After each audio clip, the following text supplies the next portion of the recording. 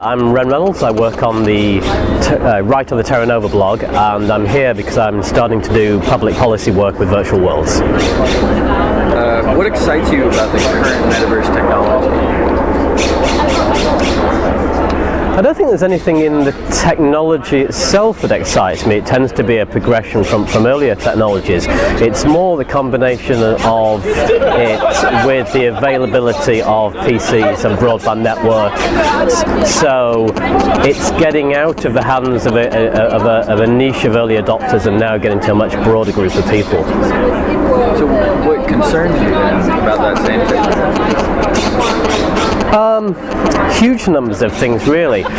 One that it's been very much seen from a technological point of view. So the frames in which we understand spaces tend to be from kind of technologically determinist and legal frames. So if we go into a virtual space and we sign up to the terms of service will tend to say that everything that goes in there is property, and moreover the property is owned by the publishers of virtual worlds. So by doing that, lots of the discourse has been framed to exclude notions of value of humanity, of rights. All these things are just even taken out of the debate before we can kind of get going, which may be okay when these things are kind of small and trivial and they don't in any way interact with our civic senses in a way that makes a difference to our lives. But now virtual spaces are becoming so important to people that I think the nature of them and the nature of the interactions which are going on means that we should have discourses which bring in these other arguments and these other ideas about what it is we're doing there. So what will be the most surprising impacts of the Metaverse in, say, next 10 years?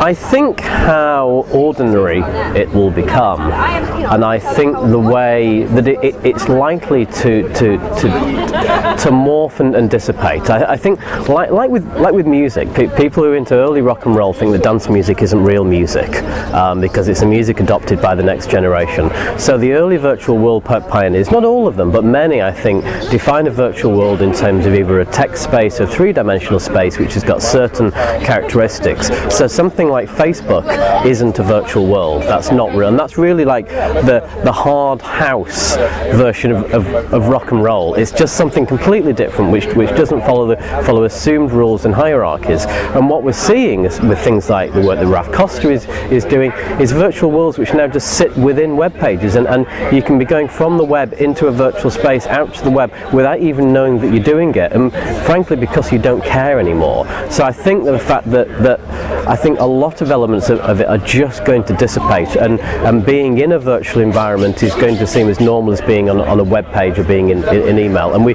will start not noticing, like Google Mail, are you in email or a web page? The question doesn't actually make any sense, and I think it's going to be similar. Are you in a virtual world? What's that even going to mean? Yeah. So kind of along those lines, what barriers will the Metaverse never overcome? Well, I'm just saying on average, I don't know if there's anything it'll never overcome, because I can't really project technology that far. I mean, there are certain things which you can say of which are not exactly barriers, they're just differences in experience. So there are, there are visceral elements of physical one-to-one experience which virtual worlds at the moment don't have. I can't say that the extension of telepresence won't at some point mean that you actually can have those sensations that the same. In the medium term, it's all about the interface. So it's very much based on mouse and keyboard. I mean, maybe with things like three-dimensional cameras and things like that, those things will change. But whilst those things are technologically constrained, they also provide different affordances. So through a virtual world where my head tracking isn't being broadcast to the world, people can't see that I'm not quite as attentive as I might be, but it might be important for me to control that element of my appearance. And in some way, taking that quote barrier down also removes something from me about the control of my own agency. So it's not necessary. For some things it's a good thing, for others it's not. So there's not a simple set of norms here.